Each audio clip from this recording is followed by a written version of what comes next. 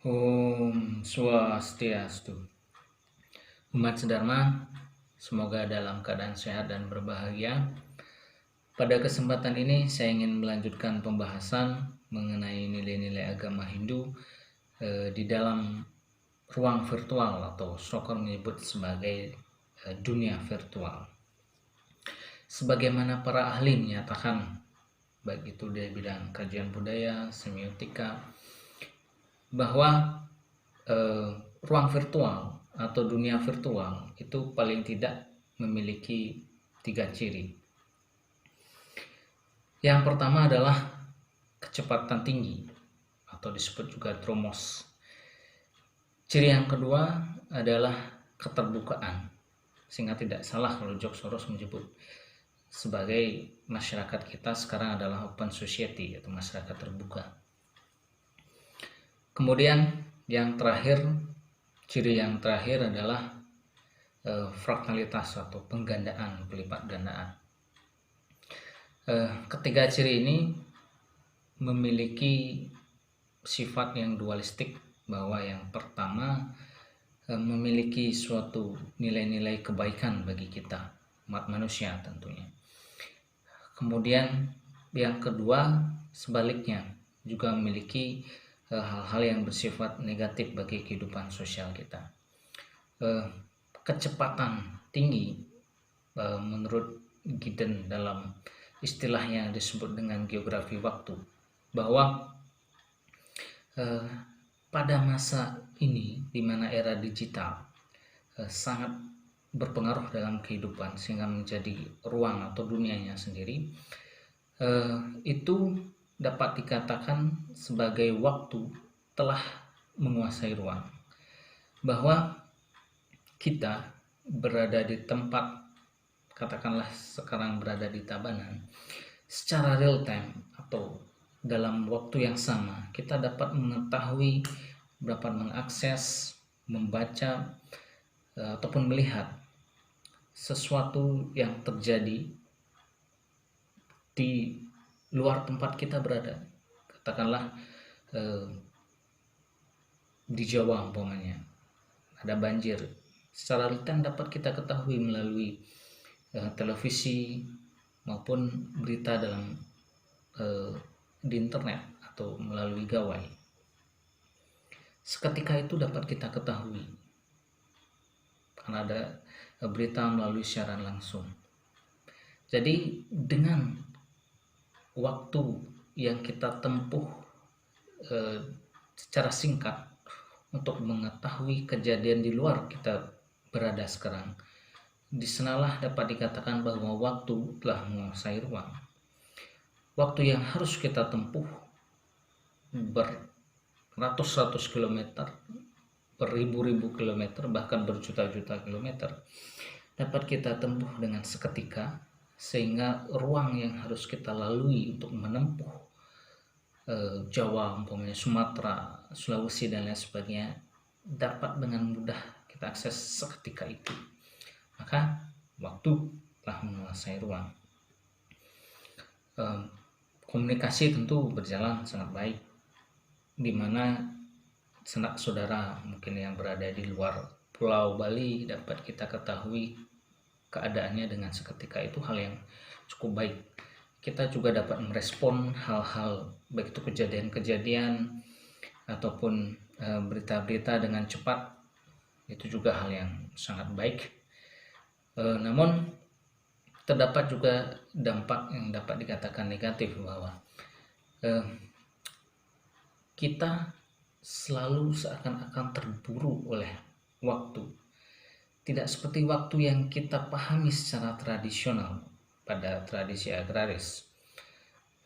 Sekarang waktu ini terasa seakan-akan begitu cepat berlalu, atau seakan-akan kita terburu-buru oleh waktu atau diburu oleh waktu, sehingga sekarang ini banyak hal-hal yang harus kita lakukan secara multitasking atau secara bersamaan untuk mengejar waktu. Kita berangkat ke tempat kerja, ke kantor harus jam 7:30. Jadi dalam waktu bangun itu kita harus sudah ditentukan. Waktu bangun itu kita harus start dimulai jam sekian, kita mandi, sarapan dan sebagainya, sehingga jam 7:30 itu harus sudah di kantor.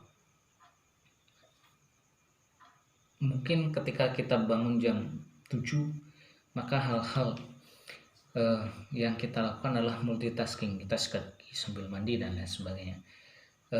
Kedisiplinan itu penting, tetapi sekali lagi waktu yang kita pahami secara tradisional akan sangat berbeda ketika dipahami waktu dalam dunia atau zaman sekarang ini.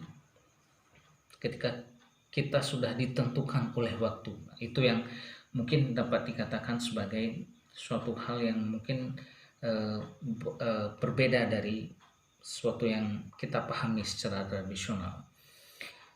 Kemudian komunikasi jarak jauh, kemudian game online dan lain sebagainya mungkin juga berdampak signifikan bagi kehidupan sosial kita, di mana ada sebuah istilah yang umum diketahui bahwa karena gawai seorang yang dekat malah menjauh, yang jauh malah mendekat. Itu dapat kita simak secara nyata bahwa dengan era virtual ini kita dapat berkomunikasi, baik itu lewat sosial media, komunikasi video call dan lain sebagainya dengan teman yang atau saudara, sanak saudara yang berada di tempat yang jauh. Namun seseorang yang mungkin yang dekat, karena kita sibuk dengan media sosial kita, maka yang di samping terabaikan. Itu juga dapat dikatakan sebagai dampak secara sosial yang berbeda yang kita ambil secara tradisional. Mungkin tradisi bersendaguro, berbincang-bincang itu paling tidak dapat luntur karena kesibukan di media sosial orang yang dalam ruang yang cukup jauh. Kemudian yang kedua yaitu keterbukaan.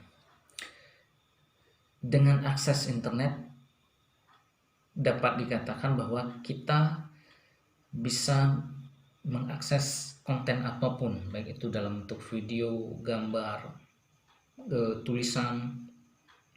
Bahkan kita juga dapat membaca komik, majalah, koran, bahkan sekarang lebih diminati mungkin karena kecepatannya. Jadi kita bisa memilih-milih berita.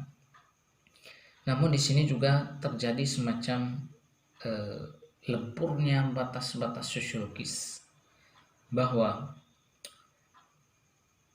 secara sosial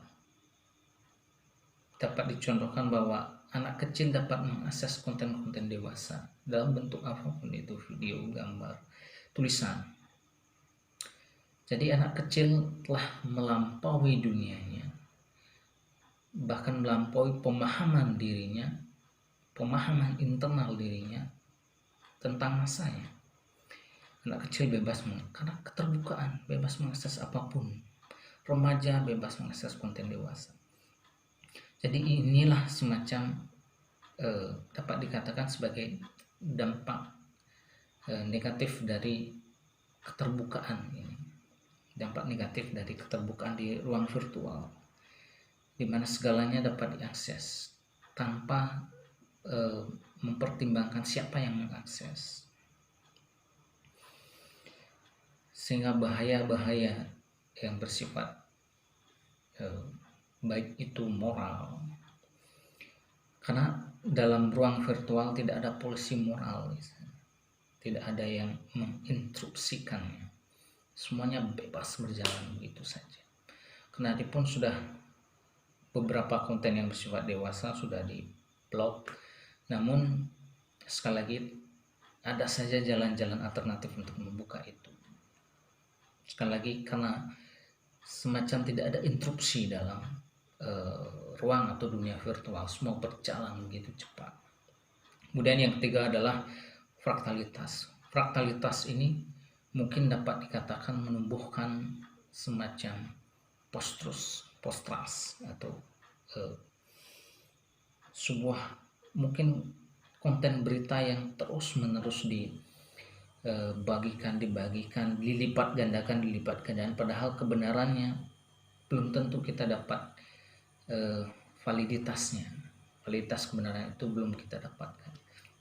Tapi karena terus dilipat gandakan sehingga seakan-akan berita ini menjadi benar, berita ini menjadi fakta, sehingga terjadi semacam kekacauan informasi akan melahirkan kekacauan pada di alam nyata. Kekacauan yang ada di ruang virtual akan menghasilkan kekacauan yang ada di ruang nyata. Ini juga dampak yang cukup signifikan berpengaruh pada dunia kita.